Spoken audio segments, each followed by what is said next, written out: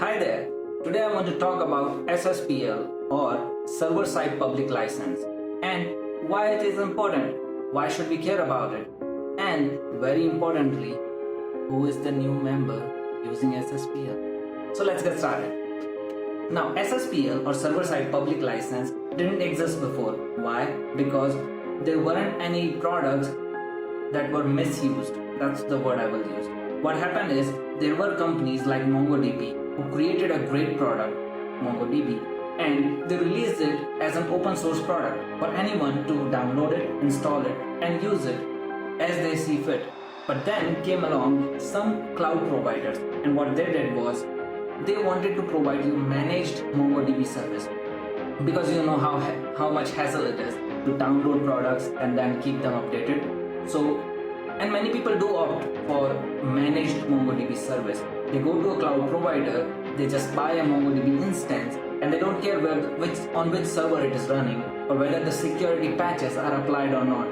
What they do want is someone to manage it for them.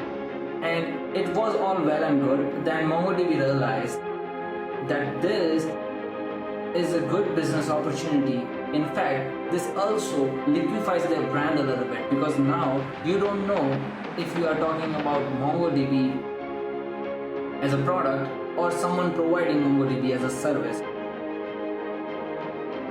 Moreover, they wanted to create an online mongoDB managed service, because if you are an open source developer, initially that's the best way to make money. You create a product and then you provide support and maintenance for it, bug fixes for it, and a managed service for it. And that's what mongoDB did. They created mongoDB Cloud, where you can go ahead and buy an instance. The problem with that is there were other companies who were doing exactly the same thing. They downloaded mongoDB, provided as a managed service, and they became direct competitor of mongoDB. Now, being the creator, being the developers, it seems a little bit unfair. It seems like someone is doing development and then they're trying to make money while you are not doing anything. You're just trying to make money while you do manage it, but it doesn't seem fair. And that's why the mongoDB on October 16, 2018 applied a new license to their product called SSPL or server-side public license, which means if you are an individual user, who isn't, then it's free for you. Go ahead, download it, start using it. If you are a company, still it's free for you. Go ahead, download it, start using it for your products. Now, if you are a company whose whole business or part of a business is providing managed mongoDB services to the clients, where clients come to your platform and buy mongoDB managed instances from you, where your whole use case of mongoDB is managing it for the clients. Let's call it resell, where you are reselling mongoDB to other people. At that point, you have to pay mongoDB some fees. It's not written down how much it is. It changes frequently, but the point is you have to be in agreement with mongoDB so that you are not conflicting or you're not competing with mongoDB Cloud. And even if you do, they do get a share from whatever you earn. Well, question arises that it was released in October 16, 2018. Why we are talking about it now? Because the same strategy or the same situation happened with Elasticsearch, and the competitor was AWS. What happened was AWS started providing managed Elasticsearch service, calling AWS Elasticsearch. And while no one mentions this, I always say this, that when someone provides you a managed service, it always liquefies the branding. And the best use case would be, or the best way to understand it would be, if you are a new developer and all you know about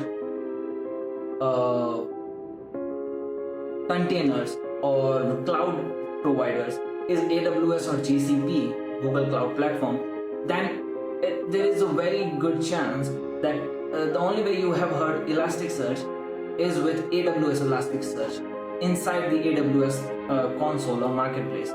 And that is kind of problem that I'm trying to explain, that what happens is it liquefies the brand. Now you don't know or you would not know, being a amateur developer, that Elasticsearch in itself is an open source product and it's provided by AWS as a managed service. What you would think is that this is something AWS might have developed.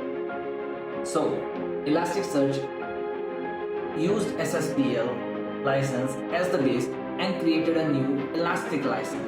Now Elastic license, by the way, they are going to release version 2 of that license. Elastic license, what it does is exactly the same thing.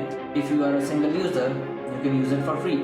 But if you are a cloud service provider, or if you are anyone who is reselling Elasticsearch as a managed service, then you definitely need to have a contract or an agreement with them, and then go ahead, resell it to your clients.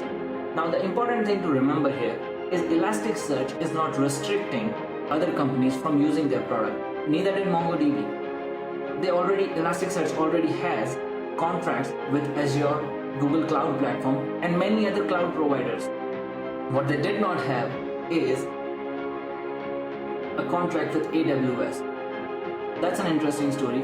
What did AWS do is AWS released a notice saying open source should be free and there should not be restricted license for someone who is trying to provide managed service. Now that sounds all well and good, but if you haven't developed the product in-house, you don't know the pain. So, what happened next? Well, Elasticsearch tried to justify why they did it. Everyone in the industry know why they did it and who is right here. And AWS, as they created a fork or clone.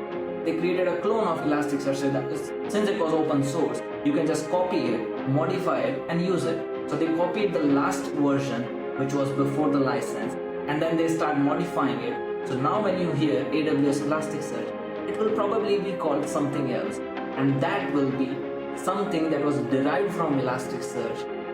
But for the recent future, you won't be able to buy AWS Elasticsearch anymore. But it is a good story for Elasticsearch because now they will be able to better monetize their product, better their brand, and make some buck while doing it. That's what I wanted to discuss. See you next time.